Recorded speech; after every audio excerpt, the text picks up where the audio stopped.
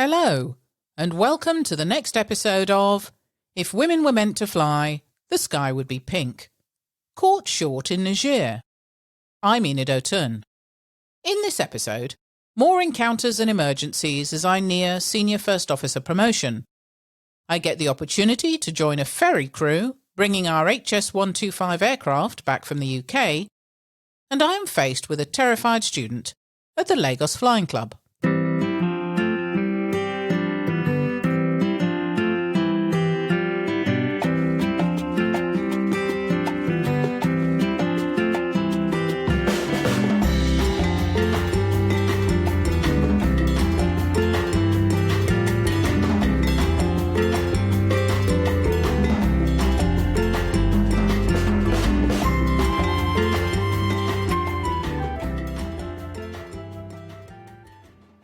It had been decided that we celebrate the reopening of the Lagos Flying Club by inviting club members, plus their family and friends for a party, complete with a barbecue. It had been a good weekend, and we'd had a great turnout. We had also been approached during the week to take part in the first Lagos flight show, which would be held at the international airport. It was meant to represent the growth of aviation in the country. So as well as the flight school in Zaria being invited, we were also asked to show our training aircraft off in a flyby over the airport's main international runway. There would be various flight demonstrations by some of the commercial companies and a static line of parked aircraft for a number of dignitaries to inspect.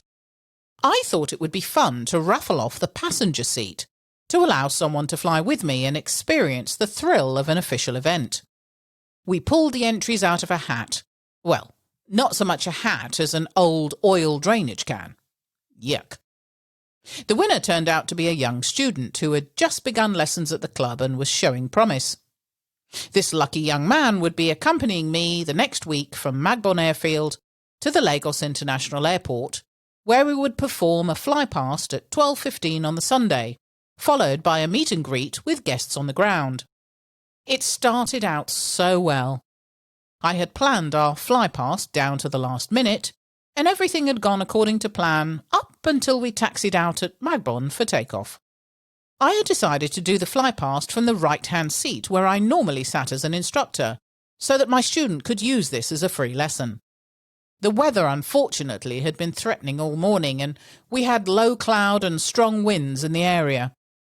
As we took off, it became evident that this would be a bumpy ride. My student started to look a little bit off colour at about 2,000 feet, halfway there. In fairness, the turbulence that day would have made anyone not used to it quite sick. I passed him an air sickness bag from my case in the back, whilst holding on to a ferociously rocking aircraft. As I passed him the bag, he grabbed my arm and didn't let go, in spite of my gentle persuasion to do so. So now I had a sick, frightened, and now frozen student, and only one arm left to not only control the aircraft, but to complete an upcoming flypast at the same time. An instructor many years ago had told me that he always carried a small baby baseball bat, just in case any of his students freaked out and froze on the controls. He had good reason to do so, as it had actually happened to him and he had come perilously close to losing the aircraft. He was determined that it would never happen again. The baby baseball bat was chosen because it was smaller than the normal version, yet it still packed a punch if you hit someone with it. The idea was that if a student froze on the controls, you needed to strike his knuckles, which usually resulted in a release response, thereby allowing you to regain control of the aircraft and the situation. Now, whilst I had given it some thought, the only thing I had to hand in the aircraft were a set of metal chocks, which were used to slide up against the aircraft wheels on the ground to keep it from moving, in addition to the parking brake. Two things prevented this course of action. One was I couldn't reach back without letting go of the aircraft, which would have been poor airmanship, and secondly, being thrown around the sky would probably have resulted in me hitting him harder than was absolutely necessary, and that might not have ended well. So I was stuck. Somehow, I had to fly the aircraft, managing the throttle and everything else, with the one hand I had available. As we were clear to approach the runway for our flypast, he suddenly let go of my arm as he caught sight of the spectacle of planes and seated dignitaries coming into view below us. Now this at least gave me the chance to set the aircraft up for our low flypast, using all available limbs. Phew! As we climbed away and entered the pattern for landing, he was unusually subdued. Once on the ground, I gave him a stern talking to about endangering us both and using this episode as a learning experience in what not to do. I did, however, cut him some slack. His first exposure to turbulence in a small aircraft can be a shock to the system. Back on duty in the commercial world, I had my head down, building the hours towards my senior first officer promotion. I could hardly believe it was within my grasp. It seemed like such a huge responsibility and step up, but everyone around me seemed to think I would soon achieve it. One of my 5 check flights was with our chief pilot, and on that day we had been rostered for a special Lagos-Port Harcourt-Lagos flight. Now, my job was to fly both sectors under supervision, to show my capabilities and decision-making skills. Outbound from Lagos, all went according to plan, and we even picked up some time, putting us into destination ahead of schedule. Now, Shell always liked it when we were early. As it happened, we were also able to depart earlier than scheduled back to Lagos, and as I negotiated our start time with air traffic control, we were also going to be able to sneak in ahead of the weather, which was deteriorating.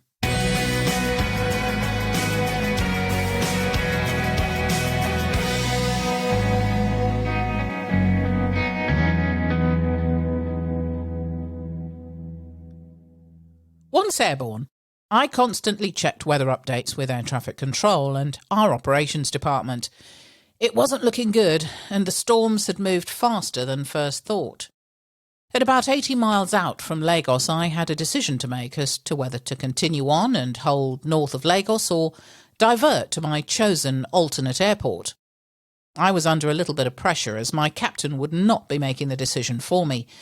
This was all about my march to a future command and whether I was able to show the aptitude needed. I decided to press on. If the weather worsened and we were unable to carry out an approach, I would still have enough fuel to hold for 40 minutes and then divert to Ilorin Airport, which was my chosen alternate. As we descended and prepared for the approach, air traffic control cleared us for the ILS approach to the international runway 19 right. Now, the ILS is an instrument landing system, and it's defined as a precision runway approach aid based on 2 radio beams, which together provide pilots with both vertical and horizontal guidance during an approach to land. Unfortunately, it had been a while since I'd flown this particular one, but now was as good a time as any. The storm was clearing to the west of the airport, but it still packed a punch with a lot of rain. In fact, I had never seen so much rain in my life. With the aircraft set up, I careened down the approach, trying to keep on the glide slope, which gave me vertical guidance, and the localizer, which gave me the azimuth guidance, and it looks kind of like a plus sign on the instruments. It was a wild ride, but as I flared for landing and the captain took over to taxi in, I felt I'd done my very best. I'd been too focused and too busy to worry about whether I was nervous or not. Instinct had taken over, and I felt that was a good sign. The feedback at my debriefing was good, with an acknowledgement that the weather conditions had made the flight particularly testing and resulted in yet another sign-off towards my goal, which felt fantastic. Around the same time, I was given the opportunity to join a ferry crew, bringing our Hawker Siddeley 125 aircraft back from London Gatwick for a short spell of duty in Nigeria. This I saw as a great honour. For a start, it would put me back in Redhill, where I'd done all my initial training with the company, and an opportunity to meet up with my instructors. We were to fly out to London commercially, pick up the aircraft at Gatwick, and return via Tamanrasset in Algeria. All my flying life I had wanted an opportunity to pack light for trips such as these, but I always overdid it and packed far too much. My family will tell you I have most definitely perfected this art now, and I'm extremely judgmental of their flagrant overpacking because they need clothing options on short trips. Outrageous. Anyway, on this occasion, due to luggage restrictions on the return journey, as we were bringing spare parts back as well, I had no choice. I packed 3 sets of uniform as well as essentials into one bag and was good to go, or so I thought. The journey outbound was fine. We had one night stop in Redhill, and then it was on to collect the aircraft. I was fascinated by this aircraft type, as it was used quite extensively in those days for executive travel. The HS-125, to give it its shortened abbreviated name, was a twin jet, which is a mid-size business jet carrying 7 to 8 passengers. Manufactured by de Havilland, which incidentally is the same company that manufactured the Twin Otter, my most favourite plane ever. Then Hawker Siddeley to 1977, hence the name, followed by British Aerospace between 1977 to 1993. Then by Raytheon from 93 to 2007, and finally by Hawker Beechcraft between 2007 to 2013. We duly picked up the aircraft at London Gatwick and prepared it for its ferry back to Lagos. The aircraft was full to the gills with parts and crew. There were 5 of us in total, 4 crew and a dependent, the wife of one of our captains. We stowed everything, fueled and completed all the paperwork. The 2 captains took their seats for the first leg, whilst the remaining captain and myself, who were to act as relief crew, squeezed into the aircraft and we started the long journey home. The flight out towards North Africa was uneventful. In fact, the weather was clear with unlimited visibility, and when we finally started our approach into Tamanrasset, we were relieved to be able to stretch our legs. Now, I made the mistake of attempting to find the ladies whilst we were on the ground, and was directed basically to a number of holes in the ground, which was way out of my comfort zone. But with a little coaxing, I eventually relented and tried not to fall in. Ugh. Anyway, refueled, flight plan filed, and it was my turn up the pointy end with the training captain. Up at flight level 380, it was smooth and the greatest vantage point to soar high over the Sahara Desert. We were in touch with our operations department by high-frequency HF radio to make sure that we had customs arranged for our arrival. Then the message came through that Nigeria's borders were shut. With very little information filtering through, it transpired that a coup had taken place, but no one knew if it had been successful. It was often difficult to tell in the early stages of one who was actually in charge and if they would remain so. I'd been through them before, so it was decided that we would have to divert to wait for the borders to open, whenever that would be. It was decided to divert to Niamey in Niger, which shares a southern border with Nigeria. Unfortunately, with the uncertainty, we could have a long wait for entry. We were taken to a hotel in the capital where we got some much-needed rest.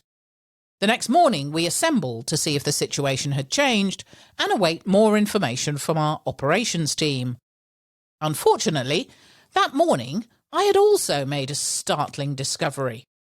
My remaining emergency diversion uniform trousers had shrunk in the wash and were currently perched at the top of my ankles, looking somewhat orphaned from my shoes and socks. Much to my embarrassment, I had been caught short, literally. I attempted a rescue mission by abandoning my belt and forcing the trousers down my hips, which only resulted in a waist vacancy, and a now abandoned white shirt flapping aimlessly in the breeze, having been released from its tucked-in tasks. I looked even more stupid, and so resigned myself to the "where's the flood" look. Now, this did not escape the attention of my fellow crew members, who spent the rest of the journey making short trouser jokes. In total, we were stuck in Niamey for 4 days, before we finally received the all-clear to return to Lagos. Now, I for one could not wait to depart, as I was currently fighting a losing battle with my own trousers again, having been forced to unpick the hem to claw back an inch or two of much-needed length, and then burn the fabric with an iron trying to make them look natural. Never mind the coup, I had some very serious street cred issues which had to be rectified. Our flight to Lagos was approximately 2 hours, and we arrived back into a very tense city. Everyone was on edge, understandably. We finally cleared customs and immigration and were allowed to taxi over to our general aviation ramp, but not before the immigration officers had grilled me on whether I was allowed back into the country. Now, this time I was travelling on my Nigerian passport as I was entitled to, but whilst my colleagues with UK passports were cleared, I was questioned intensely for some unknown reason. I never did find out why, but as Lucy has commented, at least I was able to avoid a crevice search. My relief at arriving back home was short-lived, as I had yet to walk through the hangar to get to my car. Suffice to say, I suffered at the hands of the engineers, who had obviously been briefed on my shortcomings. So cruel. Thank you for listening. As always, your reviews and comments are very much appreciated. Thank you to Lucy Ashby for the editing of this episode. If you would like to ask a question or make a comment, please do so on our social media sites. We're on Instagram, Facebook and Twitter. Or send us an email. theskyispinkpilot@gmail.com. That's theskyispinkpilot@gmail.com.